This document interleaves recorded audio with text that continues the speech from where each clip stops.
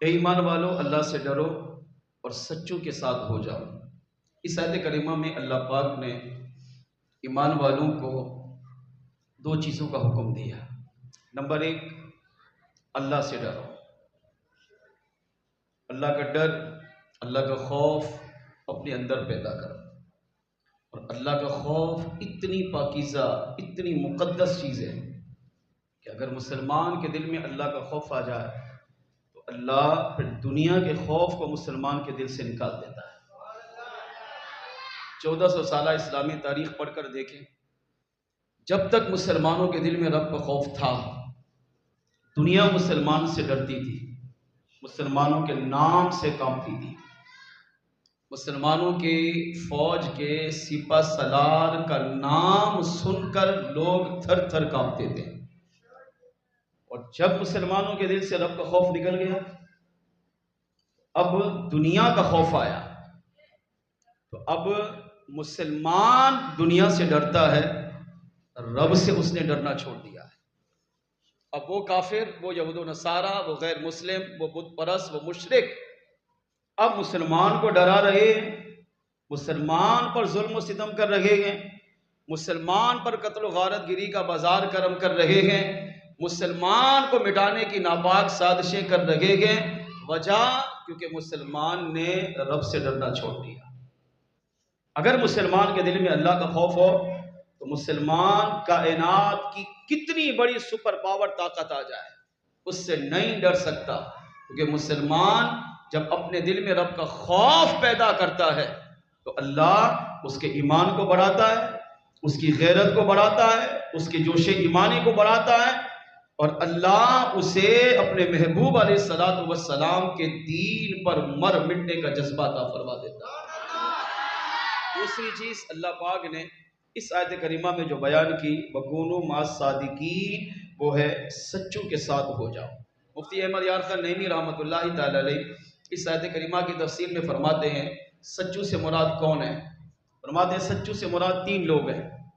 Number 1 صحابہ، number 2 اولیاء، number 3 سنی عاشقان رسول علماء۔ عاشقان رسول کا لفظ یہ لازمی ہے۔ آسان لفظوں میں کہوں، وہ سنی علماء جو مسلک اعلی حضرت پر آنکھیں بند کر کے چل رہے ہیں۔ اب آیت کا ترجمہ کیا بنا؟ اے ایمان والو، اللہ سے ڈرو، سچوں کے ساتھ ہو جاؤ۔ سچوں سے مراد پہلی کون سی جماعت؟ صحابہ کی۔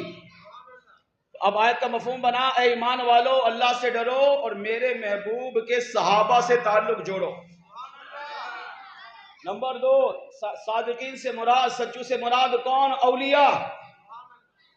سچوں سے مراد غوث اعظم، سچوں سے مراد داتا علی حجویری، سچوں سے مراد خواجہ غریب نواز، سچوں سے مراد امیر اہل سنت، سچوں سے مراد مولا مشکل کشا، سچوں سے مراد عثمان غنی، سچوں سے مراد فاروق اعظم، سچوں سے مراد صدیق اکبر علیہم الرضوان، سچوں سے مراد تمام صحابہ، سچوں سے مراد تمام اہل بیت، سچوں سے مراد اولیاء، علماء۔ ان تمام 1400 سالہ اسلامی تاریخ میں جتنے صحابہ، جتنے اہل بیت، جتنے اولیاء، جتنے سنی مستند علماء عاشقان رسول گزرے، اللہ فرما رہا ہے دنیا میں اگر کامیابی چاہتے ہو تو ان تینوں افراد سے اپنے تعلق کو جوڑو، میں تمہاری دنیا بھی سنوار دوں گا، تمہاری قبر و آخرت بھی سنوار دوں گا۔ اب تعلق بھی 2 طرح کا ہے۔ ایک تعلق ہوتا ہے جسمانی، جو میاں بیوی کا ہوتا ہے یا باپ بیٹے کا ہوتا ہے، ٹھیک، اولاد کا ہوتا ہے، ماں باپ کا اپنے بچوں کے ساتھ ہوتا ہے، دوست کا دوست کے ساتھ ہوتا ہے، ہر وقت قریب ہے، آمنے سامنے بیٹھے ہیں، گفتگو کر رہے ہیں، ایک دوسرے کو دیکھ کر رہے ہیں، دل میں ایک دوسرے سے محبت رکھتے ہیں۔ ایک تعلق یہ ہے۔ اور ایک تعلق ہوتا ہے قلبی، وہ آپ کے سامنے نہیں ہے، آپ سے دور ہے، آپ نے اس کو دیکھا نہیں، اگر آپ اس سے محبت کرتے ہیں، آپ اس سے پیار کرتے ہیں، آپ اس سے عشق کرتے ہیں، اس کو کہتے ہیں تعلق قلبی۔ اب اس آیت کریمہ میں پہلی جماعت کون؟ صحابہ، دوسری جماعت کون؟ اولیاء، تیسری جماعت کون؟ سنی علماء۔ اب صحابہ کی اگر مبارک ذات کو دیکھیں تو صحابہ کا سلسلہ ختم۔ اب صحابہ کے ساتھ جسمانی تعلق نہیں ہو سکتا، صحابہ کا ہم نے دیدار نہیں کیا، صحابہ کی مجلس بھی ہم نہیں بیٹھے، صحابہ کی زیارت نہیں کی، لیکن جسمانی تعلق نہیں ہے، مگر قلبی تعلق صحابہ سے موجود ہے۔ قلبی تعلق صحابہ سے آج بھی ہے، اگرچہ صحابہ کا زمانہ نہیں پایا، 1400 سال کے بعد ہم پیدا ہوئے، مگر اللہ کا کرم یہ ہے کہ ہمارے دل میں کریم رب نے تمام صحابہ کی، صدیق اکبر رضی اللہ تعالیٰ عنہ سے لے کر آخری صحابی تک، ہر صحابی کی محبت، ہر صحابی کا پیار، ہر صحابی کی عقیدت، ہر صحابی سے عشق کرنا اللہ کریم نے ہماری گٹھی میں داخل کیا ہے، اور ہمیں صحابہ سے محبت کرنے والی جماعت میں شامل کرنا۔ میرے مرشد شیخ کامل امین سنت نے تو قربان کمال کر دیا کہ ہر صحابی نبی جنتی جنتی کا نعرہ دے کر آپ نے یہ عقیدہ دیا کہ کسی بھی صحابی کے بارے میں زبان درازی مت کرنا، بلکہ سوچنا بھی نہیں۔ صدیق اکبر سے لے کر اس آخری صحابی تک جس نے ایک نماز نہ پڑھی ہو، روزہ نہ رکھا ہو، حج عمرے نہ کیے ہو، قرآن کی تلاوت نہ کی ہو، بس مصطفیٰ پر ایمان لایا، مصطفیٰ کو ایمان کی حالت میں دیکھا، لڑتے لڑتے حضور کے سامنے شہید ہو گیا۔ امیر اہل سنت نے نعرہ یہ دیا ہے کہ جس طرح صدیق اکبر کی محبت تم پر لازم ہے، اسی طرح اس آخری صحابی کی محبت بھی تم پر لازم ہے۔ جس طرح صدیق اکبر کی محبت، صدیق اکبر کا پیار، فاروق اعظم کا پیار، عثمان غنی کا پیار، مولا مشکل کشا کا پیار، یہ افضل صحابہ ہیں، خلفائے راشدین ہیں، جس طرح ان کی محبت، ان کا پیار تم پر لازم ہے۔ فرمایا اسی طرح کامیابی کے لیے اس صحابی کا پیار، اس صحابی پر ایمان، اس صحابی سے محبت، اس صحابی سے بھی عقیدت لازم ہے کہ جس صحابی نے بس حضور کو دیکھا، حالت جنگ میں دیکھا، ایمان لایا، صحابی بنا، لڑتے لڑتے وہی شہید ہو گیا۔ میرے آقا نے فرمایا صحابہ یہ ادھر سے آیا تھا، جنت کا دروازہ کھولا دیکھا تو جنت میں داخل ہو گیا۔ اس طرح صدیق اکبر کی تعظیم لازم، اس صحابی کی تعظیم بھی لازم ہے۔ کیوں؟ یہ قرآن ہمیں کہہ رہا ہے۔ اب صحابہ کا زمانہ نہیں پایا، لیکن صحابہ کی محبت ہے، ٹھیک؟ کیونکہ صحابی بناتا کون ہے؟ مصطفیٰ جان رحمت، حضور وصال فرما گئے، صحابہ وصال ظاہری فرما گئے۔ اب کس کا زمانہ ہے؟ اولیاء کا۔ اب اولیاء سے بھی تعلق دو طرح کا ہے، جسمانی، قلبی۔ جسمانی تعلق بعض اولیاء ان سے ہمارا نہیں ہوا، مثال کے طور پر غوث اعظم کو نہیں دیکھا، داتا علی حجویری کو نہیں دیکھا، خواجہ غریب نواز علی رحمہ کو نہیں دیکھا، چشتی ہو، سہروردی ہو، نقشبندی ہو، قادری ہو، ان کے تمام مشائخ کو آپ دیکھے نہیں دیکھا۔ آج سے 1 صدی پہلے کے امام اہل سنت مولانا شاہ امام محمد رضا خان اعلیٰ حضرت علی رحمہ کو ہم نے نہیں دیکھا، مگر جن لوگوں نے ان کا زمانہ پایا انہوں نے دیکھا۔ علماء کہتے ہیں اس کی بھی 2 تفسیریں ہیں۔ کچھ لوگ وہ ہوتے ہیں جو اولیاء کا زمانہ پا کر ولی کی صحبت میں بیٹھتے ہیں، ولی کا دیدار کرتے ہیں، ولی کے ساتھ کھاتے پیتے اٹھتے بیٹھتے ہیں، ولی کا فیض پاتے ہیں، اور کچھ وہ ہوتے ہیں جو اس ولی کے وصال کے بعد آتے ہیں مگر دل سے اس ولی سے محبت کرتے ہیں، دل سے اس ولی سے پیار کرتے ہیں، دل سے اس ولی سے عقیدت رکھتے ہیں۔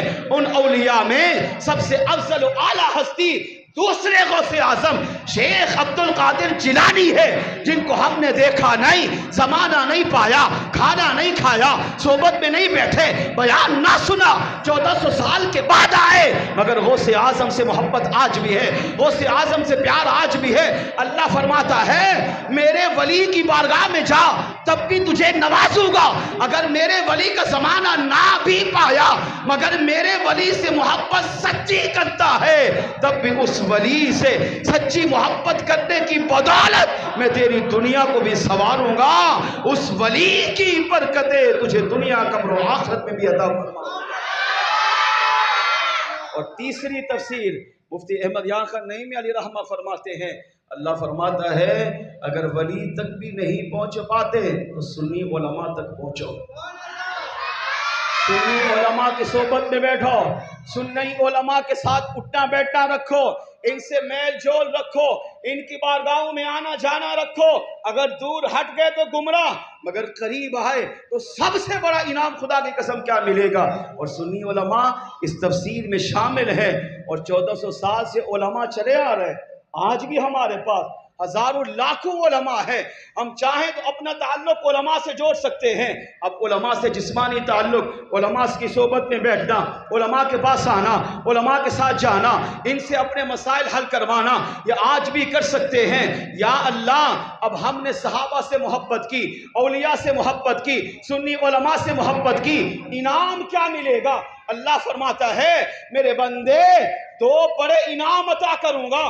پہلا انعام یہ ہے کہ میں نے تجھ پر سب سے بڑا احسان یہ کیا ہے کہ تجھے میں نے مومن بنایا ہے. یا ایھا الذین آمنو، اے ایمان والو، ایمان ہی سب کچھ ہے. ایمان پر تجھے پیدا کیا، ایمان پر تجھے زندگی دی.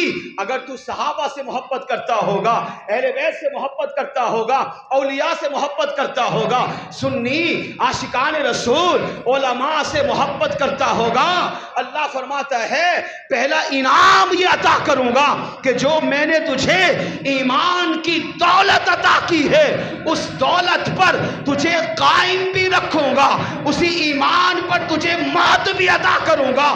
جب قبر سے اٹھے گا ایمان کی حالت میں اٹھاؤں گا، اور قیامت کے دن جب جنت میں جائے گا ایمان کی حالت میں ان کے صدقے تجھے بھی جنت عطا فرماؤں گا.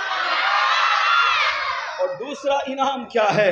اللہ فرماتا ہے دوسرا انعام یہ ہے اتقوا اللہ، تیرے دل میں اپنا خوف پیدا کر دوں گا، تجھے تقوی کی نعمت دے دوں گا، اور ان تین ہستیوں سے محبت کرنے کی برکت سے اللہ فرماتا ہے ایمان پر استقامت بھی دوں گا، تقوی کی نعمت بھی عطا کروں گا، تجھے اپنا خوف بھی عطا کروں گا. میرے بندے جب تیرے پاس ایمان ہوگا، ایمان پر جیے گا، ایمان پر مرے گا، ایمان پر اٹھے گا، تو پھر سمجھ لینا کہ تو دنیا میں بھی کامیاب ہو گیا، قبر و آخرت میں بھی کامیاب ہو جائے.